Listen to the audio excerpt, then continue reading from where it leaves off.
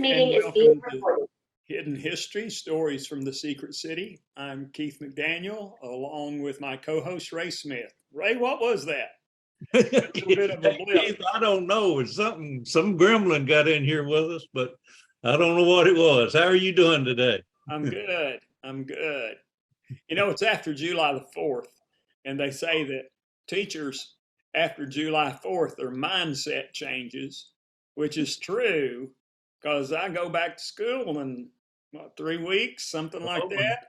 Yeah. Go back to teach. So I'm getting my mind ready for all that.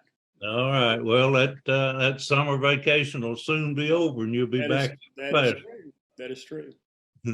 All right. Who do we have today, Ray? And what are we going to talk about? Yeah, we've got Alan Carr with us today. Alan is the historian for the Los Alamos National Laboratory. And when I called him or sent him an email and told him that Kai Bird could not be here today, by the way, Keith, Kai is going to be with us on the 29th of July. He's committed to that. But with the Oppenheimer movie coming out just in a matter of days now, he's busy as he can be. So I understand him not being able to be here today, but Alan is glad to be Kai's replacement. Right, Alan? Oh, man, this is, in our profession, I think that, being Kai Bird's replacement is about the highest honor you can have. So that, very proud to be here as always. I think I'm now a third-time visitor on the podcast, too.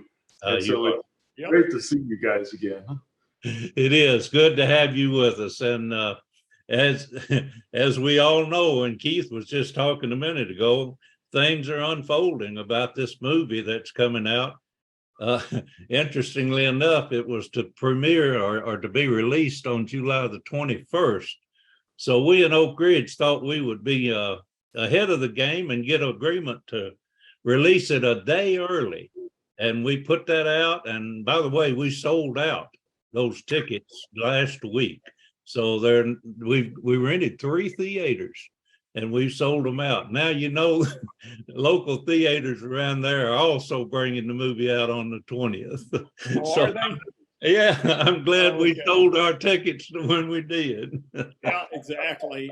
You know, Ray, it's going to be at our local theater here in Oak Ridge, Cinemark, Tinseltown. And yeah, I remember when I premiered Secret City, the Oak Ridge Story. Right. That was in 2005. And that's what we wanted to do, is we wanted to have a big premiere. Mm-hmm. And we had 2 theaters and we had 2 screenings for each theater. And it was sold out, and they had a tent out front and a band and red carpet reception. And it was quite the event. But I told people, I said, that's the first time I've seen that many old people lined up around the movie theater, waiting to go in. But that was kind of what started my history with Oak Ridge documentaries. And of course, I've made several since then, but with your help, of course. Oh, appreciate and others. But it's I'm sure it's going to be quite the event that they have at the movie theater. It comes out on the 21st of July, nationally or worldwide, I guess. And I've seen lots of interviews. I just watched an interview this morning with Matt Damon. Yeah. He was talking about it. He plays Leslie Groves in the movie, and also Emily Blunt. I believe she plays Oppenheimer's wife. And Kitty, yes, she does. And they were both talking about it, and and it was also I saw a photo the other day with Tom Cruise standing in front of the Oppenheimer poster. He was actually standing between Oppenheimer and Barbie posters. He says he's going to see Oppenheimer first and then go see Barbie the next day. But it is quite the event. It is, especially because it's Christopher Nolan, who's this great, really well respected film director. and they got a list of A-listers that are in this film. So hopefully that kind of exposure to the story will just educate more people about what happened. And I don't want to take up any of Alan's time, but you asked me, I guess a couple of weeks ago, you were out of town and you asked me to go talk to E-Tech a little bit. Yeah. And I told them, you should have heard the groans. I said, I just want to give you a few facts about this film. And the first thing I said, it's 3 hours and 9 seconds long, and you should have heard the groans. And I told them, I said, listen, I said, this is not a documentary. This is Hollywood. And like Tom Hanks, he talked about when he and Spielberg were starting to do Band of Brothers.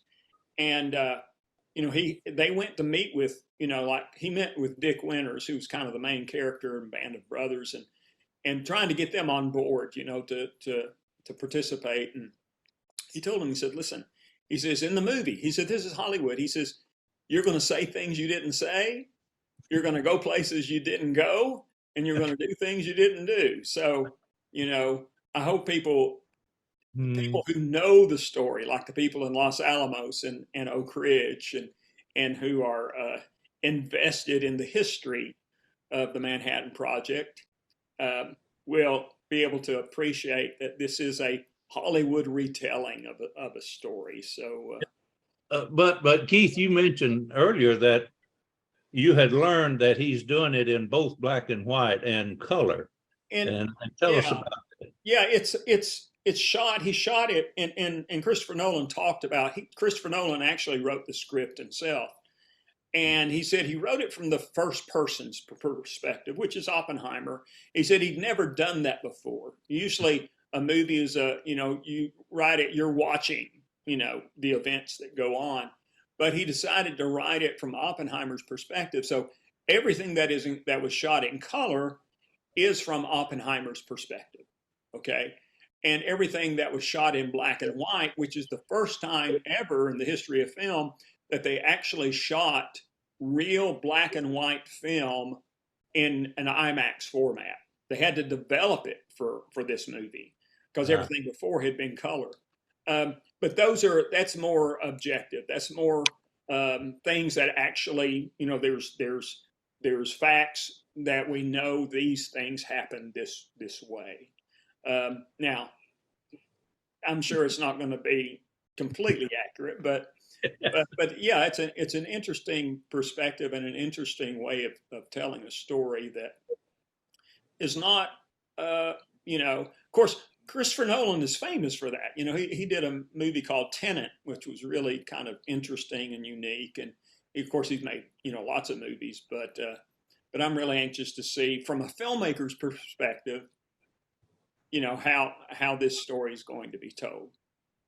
Well, Alan, you've been at Los Alamos, obviously. You know that they filmed at least some segments of it there, and you've spoken with Kai Bird about it. Tell us your perspective on what you think's going on and what you know about the movie. Well, I'm a little confused. There's a movie coming out? Yeah. Good point. Oh, boy. Also, 2 documentaries coming out, and you know about one of them because you're in it. Yeah, there's a lot coming out, and I guess for the past more than a year now, the most common question I've got is, what did you have to do with the movie? And so I get asked this question all the time, and initially the answer is kind of anticlimactic. Well, basically nothing. The movie didn't call me up. Matt Damon didn't call me for acting tips on how to play the general. That didn't happen, and nothing like that. Well, let me make you feel better. I asked Kai if he'd been on the set, Kai Bird, who wrote American Prometheus, and he said, yes, I'd been on the set. I was there for a couple of hours. And then he said, they didn't ask me a single question. Yes, and I've Kai's told me that as well, and I use that to help save face. But I do have a couple of things that I can share about the movie. Now some of them are good Kai Bird stories that he has passed along with me, as the one that you just shared as well. I'm not going to steal his thunder since he's going to be on the podcast later this month, and so you can hear some of those firsthand. But he tells some wonderful stories about the script, how it came together. I believe he got to see it. He does tell a good story about when he got to visit the set, and I bet he'll be able to tell you about what that particular scene was about, which is kind of interesting. But again, I'm going to leave those to Kai. I guess for us, the film people really wanted to get a lot of current staff members from the laboratory involved as extras. And I don't know how many of our colleagues at Los Alamos are in that film, but I think that there's going to be a lot of familiar faces. And so I'm excited to see that. I know some of my friends were, they wanted scientists from the lab in the film. One of my friends, unfortunately, he's moved on from the laboratory now. He wasn't a scientist at all, but he was in. He had kind of a community programs job. He was brought in, and he thought that the reason why is that they made him shave his beard, and he loosely resembles Enrico Fermi, and so he's thinking that he's just going to be this Fermi type character walking around the backseat. But there's lots of stories around town about people playing roles like that. I remember when they were doing auditions, it was at the high school gymnasium, I believe. And people were told to show up in kind of their best attempt at 1940s era clothes. And I wasn't there. I regret not going now, just as a spectator, if nothing else, just to see everybody in town, doing that. But that's one thing that I think is going to be a lot of fun. Another thing is that, they filmed some of these scenes on location at historical sites. Now, I believe that they did a kind of a reconstruction of the laboratory at Ghost Ranch, which is a beautiful area a little bit further up the highway north of Los Alamos. But in Los Alamos, there was filming in Oppenheimer's house. Oppenheimer's house is still there. It's operated by the Los Alamos Historical Society. I will put in a plug. Our historical society up there is awesome. When they were given this house, it has significant structural problems, so it looks great when you go in there. But a lot of work needs to be done on it. So if there are any generous benefactors in the audience, the Historical Society could use some help. They did film there. Christopher Nolan was there with Cillian Murphy and Emily Blunt. And the Historical Society folks have some great stories about that. Very generously, the film production donated the furniture that was used in all the New Mexico scenes to the Historical Society. So when you visit the Oppenheimer house in the future, you'll get to see the furniture that was used in the film too. Another scene that was shot in town and drew quite a crowd was at Fuller Lodge, and so Fuller Lodge is this wonderful structure that was built, I believe, in the late 1920s. I think really big log cabin. And it was part of a school for boys at Los Alamos back then, the Los Alamos Ranch School. And so it's one of the few structures that was there before the Manhattan Project. And after the war, Oppenheimer received the Army-Navy E Award for Excellence in Wartime Production on behalf of the laboratory. And it was presented to him a scroll and a pennant. And he gave a very short but very moving speech afterwards. And, Matt Damon gave a very short and moving speech, I'm told, right there at the same spot that Oppenheimer gave that speech long before. So it was really an exciting thing. Los Alamos is a small town. For those on the podcast who don't know about our town, there's about 20,000 people in the entire county, and about 12,000 of them live in Los Alamos proper. For a bunch of, as Keith mentioned earlier, for all these A-listers to show up and just be there at the parks where we usually walk our dogs and have 4th of July celebrations, things like that. It was really a big deal. So it was almost an industry in and of itself. So it's been a neat experience. I wish that I could say that, Christopher Nolan asked me his opinion on this. That didn't happen, but a really great experience for our community thus far. I'm just anxious to see the final product now. You know, I it's, understand there's going to be a premiere in Los Alamos, a pretty big event. Kai Bird will be there, so maybe you'll want to make your plans to be there at that. And I think it's on the 21st. I don't know if they're doing it a day early too, but I think Yeah. it's. We had a theater which unfortunately kind of went out. It went out of business during COVID, but it's been purchased by some folks who pretty recently who are kind of repurposing it. They'll be continuing to run part of it as a theater, but it's also kind of an event center. And I've not been able to go up there myself. It's called SALA, SALA. I forgot exactly. I think that's an acronym. I've had some great email contact with the SALA people. I think that they're doing some really neat things, and that's going to be quite an event. So yeah. You know what's interesting about that? You're talking about, Kai talking about being on set for a couple hours, nobody asking. The reason is all the work has been done by that time. They know exactly what they're doing, exactly what they're going to shoot. And, telling that story, it kind of reminds me about years ago, we had a film that was shot in Oak Ridge or near Oak Ridge called October Sky. And it was based on the Rocket Boys book by, what was his name? Homer Hickam? Was it Homer Hickman? Hickman, yeah. Anyway, he was a NASA rocket scientist who grew up in West Virginia, and this was his biographical story, autobiographical story. But it starred Jake Gyllenhaal, as him as a kid, and a bunch of people. So we had this. I remember them auditioning here for that film, and I can't tell you when I watch that movie how many people I know that are in that film. Whether it's as an extra or even having speaking roles. And that's just the way that they did things, And that's in Oliver Springs, and Oliver Springs still now has an annual October Sky Day. That's true, exactly. And I remember myself, and like you, I didn't audition for it because they were having auditions the same day that I was doing a big performance with the Oak Ridge Symphony, and I couldn't do both. Yeah. And, but it was, but anyway, it was. I remember that vividly, and those people, those movie people coming to town, and everybody being excited about it. But well, we're talking about the movie, and we've got two documentaries that we want to talk about too. Keith, do you want to show that trailer that you have on the movie before we keep this subject? It's really this is not a trailer. This is an interview. It's about 6 or 7 minutes long, but I thought it'd be interesting to show. NBC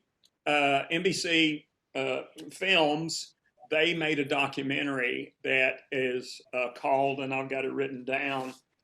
It's called "To End All War: Oppenheimer and the Atomic Bomb." And today is Saturday, the 8th? Today the 8th? Today's the 8th. This airs tomorrow, Sunday night at 10 p.m. Eastern Time on MSNBC. And it's also going to be streaming on Peacock Network. But this is a documentary. And Ray, do I remember you saying that they came to Oak Ridge to shoot some interviews for that, or you worked with them or something? I didn't. They contacted me, and this was when they were first starting. And I told them about the only thing I could give them about Oppenheimer and Oak Ridge is the best picture that was ever made of it. It was made at the guest house, and I did give them that. But I have, interestingly enough, the high school in Oak Ridge is showing that documentary on the 19th. And we're going to have a panel discussion about that documentary. And the producer is going to be there as well. Okay. And that's on the 19th at 7 o'clock in the evening. It's open to the public at the Oak Ridge High School. Okay. Well, this is Andrea Mitchell from NBC News, and she interviews the producer, and I don't remember his name, and Kai Bird. Huh? Thaddeus is his name. Chris Calley, I think, is his name. Okay. He's the executive producer and director of this documentary. Well, I'll have to admit that I'm thoroughly confused about these documentaries. I've seen one that I thought was named Oppenheimer, after Trinity. But you gave me a different name there for this one. So this is. So I'm going to share my screen. Okay. And we'll watch this, and then we'll come back. Okay. Talk about it if I can. Here we go. Putin threatening for months to be the first world leader to use nuclear weapons, tactical weapons, since the U.S. Did against Japan with, of course, the incredible bomb in Hiroshima and Nagasaki in World War II. A new documentary from NBC News Studios examines the life and fate of J. Robert Oppenheimer, the brilliant scientist known as the father of the atomic bomb. The film, To End All War, examines his brilliance, but also how he misjudged the eventual impact of his cataclysmic creation, and features footage of the first successful detonation of an atomic bomb, known as the Trinity test. Here's a preview. 10, 9, 8. Oppenheimer was saying to himself, I must remain conscious. 7. I must remain conscious. 6. Seconds are hours. 5, 4, 3, 2. And all of a sudden, the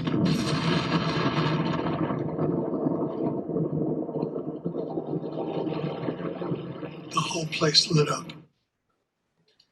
To End All War, Oppenheimer and the Atomic Bomb will premiere on MSNBC Sunday night at 10 p.m. Eastern. And joining us now is the film's executive producer and director, Christopher Castle, and Pulitzer Prize-winning author Kai Bird. He is the co-author of American Prometheus, The Triumph and Tragedy of J. Robert Oppenheimer, that inspired the upcoming feature film, Oppenheimer, directed by Christopher Nolan.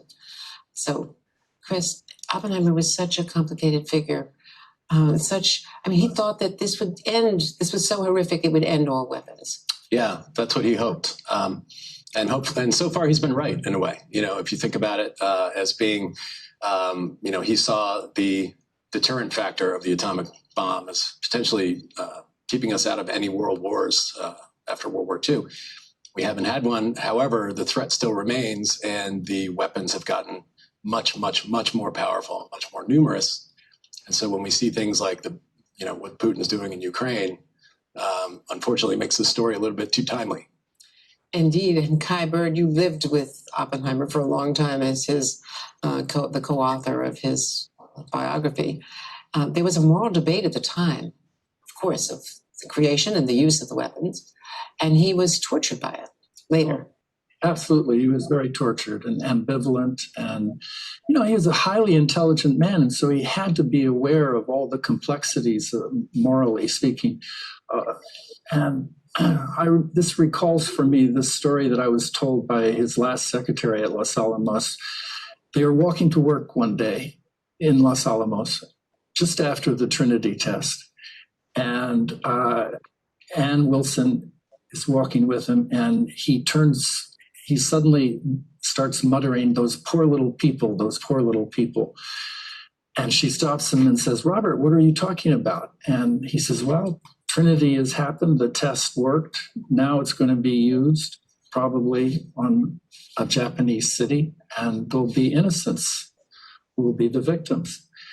And yet we know that week he was also simultaneously briefing the bombardiers who are going to be on the Enola Gay and instructing them exactly at what altitude it should be detonated. In order to have the maximum effect. It's incredible. So he could do both things in his mind, feel anguish for the victims and do his duty in presenting this terrible weapon of mass destruction. And Chris Castle, he was later, during the McCarthy era, he was punished as a traitor for raising these moral issues. He was, yeah. Well, by that time, his worst fear essentially had been realized, and that, the Cold War took off. The arms race he had hoped to prevent had taken off, and the prevailing opinion among the military brass was we need to just go all in. We need to build hydrogen bombs, and many of them. And he had warned against that. So he was in the way. And so they went back to his communist flirtations in the 1930s. He was never a card-carrying member of the Communist That was Party. a common intellectual pursuit, actually. It was. In the 30s, it was different being a communist in the 30s, although he never apparently was one. It was different flirting with communism in the 30s than it was seen in the 50s. But they were able to kind of dredge up some of these old associations of his and use them against him and get him out of government, just, because he was an opposing voice. Kai, with all of his ambivalence, talk to us about that meeting in the Oval Office with President Truman. Well, this is extraordinary. Just 3 months after Hiroshima, he has a meeting with Harry Truman in the Oval Office in October of 45. And it's his one opportunity to pitch to the president his belief that we now needed to contain the bomb. We needed to find some way to regulate it. So he's in the Oval Office. He's beginning to make this pitch to Harry Truman. And Truman stops him and says, well, Dr. Oppenheimer, when do you think the Russians are going to get the bomb? And Oppenheimer says, well, I'm not sure, sir, but in a few years. And Truman says, no, never. They're not capable of getting it. And at that moment, Oppenheimer loses it. He understands that the president of the United States does not understand that there are no longer any secrets about this, that other people can do what we've done. And he blurts out, you don't understand, Mr. President, I have blood on my hands, which is exactly the wrong thing to tell the man who made the decision to use 2 atomic weapons on Japanese cities. He blew it. And so he was investigated by the Atomic Energy Commission, and the end of his life was, just very, very difficult.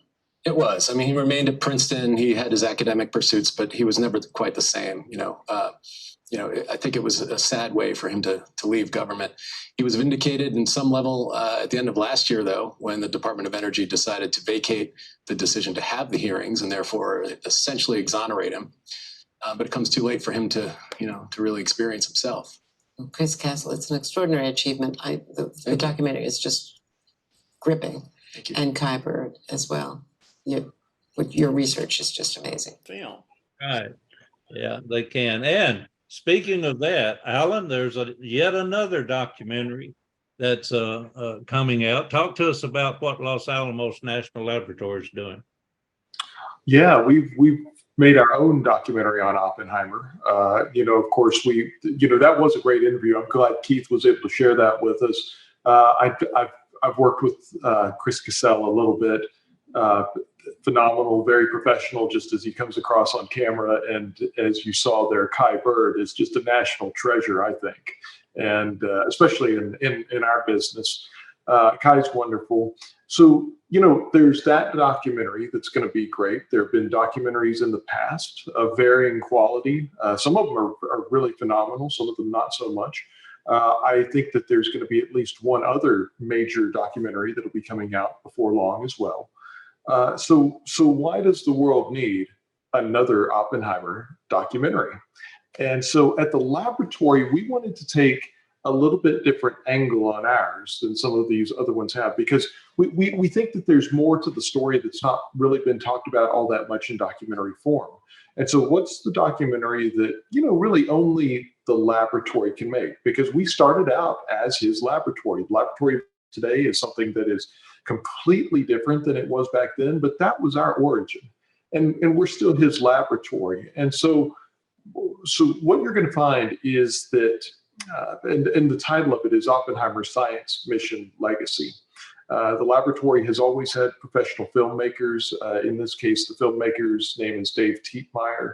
And in talking with Dave and the other members of our team, well, let's really look for these elements. So for instance, generally, Oppenheimer's science is not talked about very much. And when you watch these documentaries, rarely do you see a scientist talking about it. Well, it so happens we have a lot of scientists at Los Alamos. And so you're going to get to hear some of our scientists talking about Oppenheimer's science. It's not often mentioned that, if I'm not mistaken, the day that Germany invaded Poland, September 1st, 1939, Oppenheimer and one of his graduate students published a paper on postulating the existence and nature of what today we would refer to as black holes. That's really, I think, pretty remarkable. And, Oppenheimer was nominated for the Nobel Prize 3 times. He didn't win, but 3 times nominated. So you'll get to hear scientists talking about his science. The other thing is,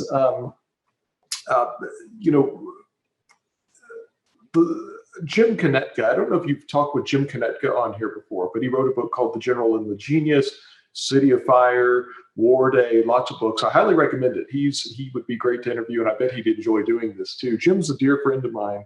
He's in the documentary, and at numerous points, he's made the point that the laboratory is very much a part of Oppenheimer's legacy.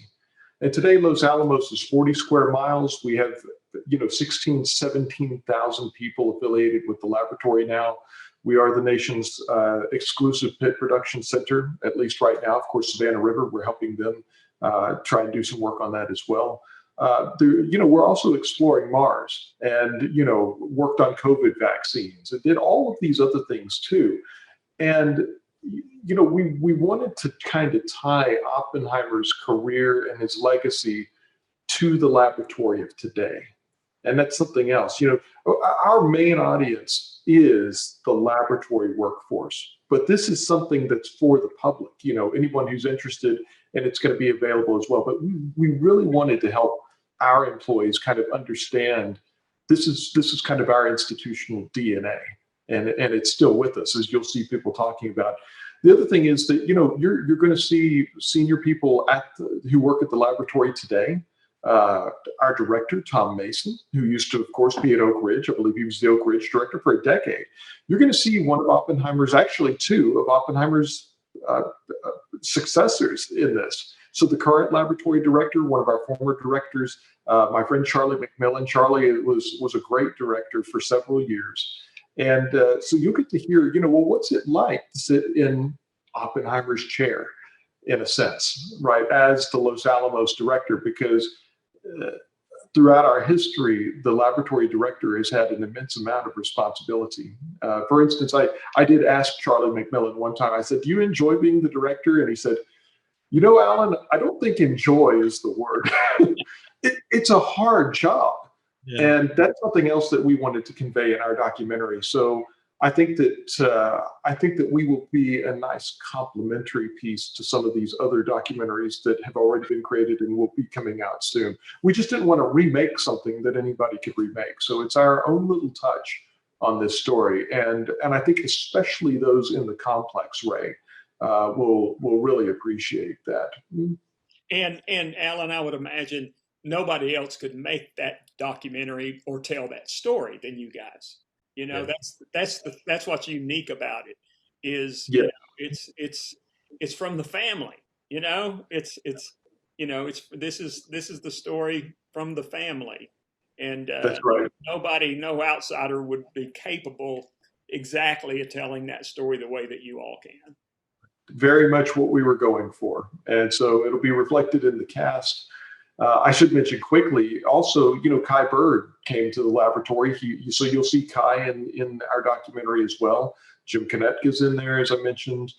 We do have some outside, I guess, extended family. Kai's starting to feel like extended family. Jim Konetka used to be a clearance holder many, many years ago.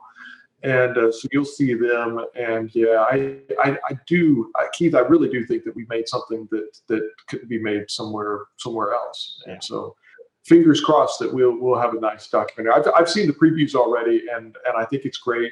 I'm the host of it. Dave had me do that, so we'll see. I hope that I don't bring the rest of the production down. But I'm just our cast of characters, scientists. The head of the weapons program is going to be in there. It's going to be. You're going to see some great perspectives that you won't be able to see somewhere else. Sure. Exactly. Speaking of that, we have a trailer, Keith, that if I can bring up here, I'll try to show you on that documentary. So let's see if I can bring. Was he a hero? Yes, I think he deserves that title. But like all heroes throughout history, he was a flawed hero. December 7th, 1941, the Japanese attack the American Pacific Fleet at Pearl Harbor. America is now at war. A state of war has existed between the United States and the Japanese Empire. You had the drive of wartime urgency. The laboratory under his leadership responded to that.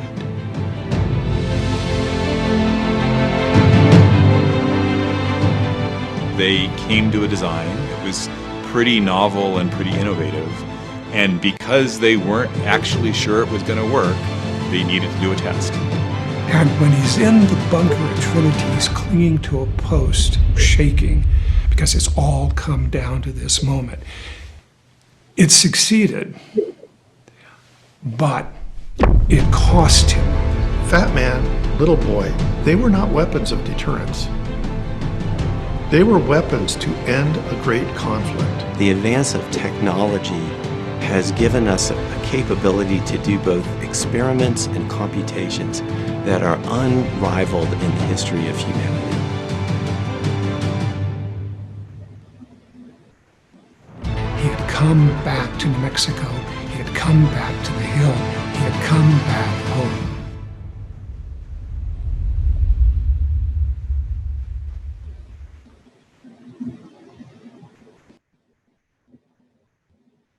All right. That's a trailer that introduces the documentary Los Alamos National Laboratory, indicating to be available to your... 5 words you pronounce wrong 2 years before your brain starts shutting down. Dementia is now known as type 3 diabetes, according to the Mayo Clinic, where doctors have made a shocking discovery that changes everything. I'm sorry, Keith. I'm making you have to edit the heck out of this thing. All right, let's start over for that segment. Right. So that's the trailer for the documentary being produced by the Los Alamos National Laboratory, as Alan was mentioning. It's going to be available to the lab folks, I believe, July the 26th. And then she told me that it would be available in the on the website for the public sometime in August.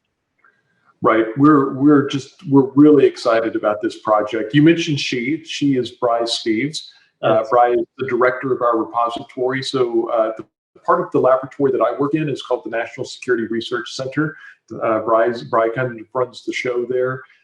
We have about 15 million items in our collections. Reports, films, tapes, x-rays of weapons. I mean, all kinds of things. We have a staff of about 60 people. Mostly librarians, archivists, digitizers. Nick Lewis, who you might want to invite to be here. Nick is my sidekick. He's the other full-time historian at the laboratory. He specializes in computing history, but has a tremendous breadth of knowledge. You might want to invite some. Yeah, he did that for us. We had him do the computer presentation. Oh, yes, I forgot. Nick is just a wonderful partner in this. You might want to invite some of our digitizers, archivists, or librarians too, because we have some incredible machines, wonderful people that are very experienced in making sure that the unique materials that we have are preserved. So to be able to use some of those unique materials, and you're going to see some of that in the documentary, some of the films, the photographs that we have. It's going to be a celebration of what we do. Looking forward to it coming out. And I do want to mention also, if there's a moment, when you put the kind of the boilerplate statement on there, it mentioned Senate staffer Tim Reeser. Tim, I got to know him and his family during a visit to Los Alamos not long ago. And Tim is just wonderful. He was on Senator Leahy's staff for 35, 40 years. I think it was 37 years, if I remember correctly. We interviewed Tim about his role in this because this was very personal to Tim and had been for a long time. He was one of the people who really brought this to fruition. If I remember correctly, one of his tactics for getting this done was to approach the current laboratory director, Tom Mason. And so you're going to get to hear their inside perspectives on how DOE's December decision to vacate the clearance came together. It was not easy. And I should mention that, vacate is a legal term that was specifically chosen. one of the big reasons I believe as a historian that nothing has been done on that front for decades is that nobody could really agree on what the goal is. I think that Chris Castle in the interview mentioned the word exonerate. Well, look, we know as Jim Konetka said in the trailer, Oppenheimer was a flawed character, like we all are. He was a human, just like the rest of us.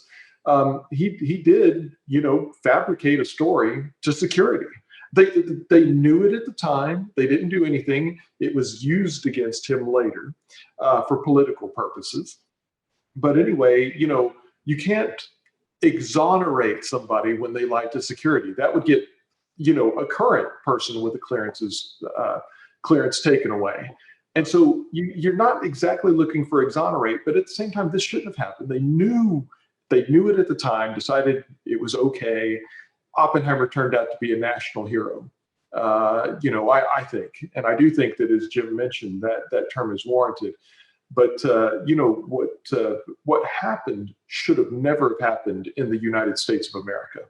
That's the type of stuff that you would expect to see in the Soviet Union, not here. I think that's one of the great ironies of this whole story.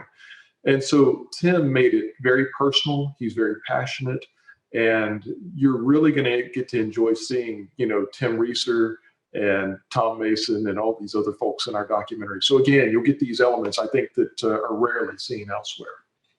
It's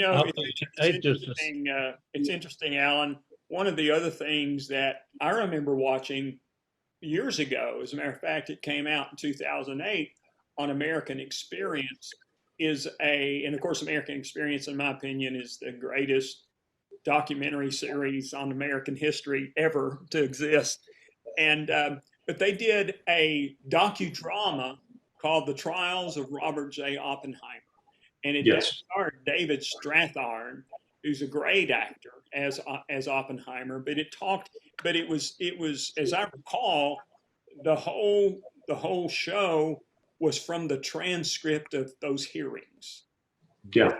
On the transcript of those hearings. And it was fascinating to me to watch that, 10-15 years ago when I saw it. That is a great documentary. I think, especially, for those who are kind of learning about this story for the first time. And I do think that now there's kind of multiple generations who may not know as much about the Oppenheimer story. Yet here's this Christopher Nolan blockbuster movie about to come out.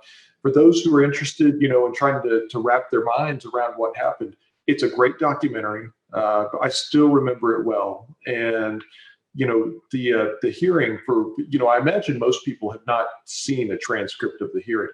My books, I moved. So today is book unpacking day. I've been looking forward to this for the past 3 months. So I can't show it, but my copy of the transcript is about that thick. Okay. And if you look at it, I call it Bible font. If you've ever looked, you looked in the Bible and you see those little notes at the bottom that are like that small, as if anybody can read it. Yeah. The whole thing is in that font. It's this tiny font. This went on for weeks. Mm-hmm. And when you look at it, when you read Oppenheimer's testimony, for instance, read Norris Bradbury's. Norris Bradbury was his successor as the director. Very interesting as the prosecution, if you will. That's not the proper term for this type of hearing, but as they tried to pin him into a corner to say something negative. General Groves' testimony is fascinating. Louis Alvarez was there and had some not very flattering things to say about Oppenheimer. And of course, there's Edward Teller. And I think that Teller had many pleasant, nice things to say about Oppenheimer.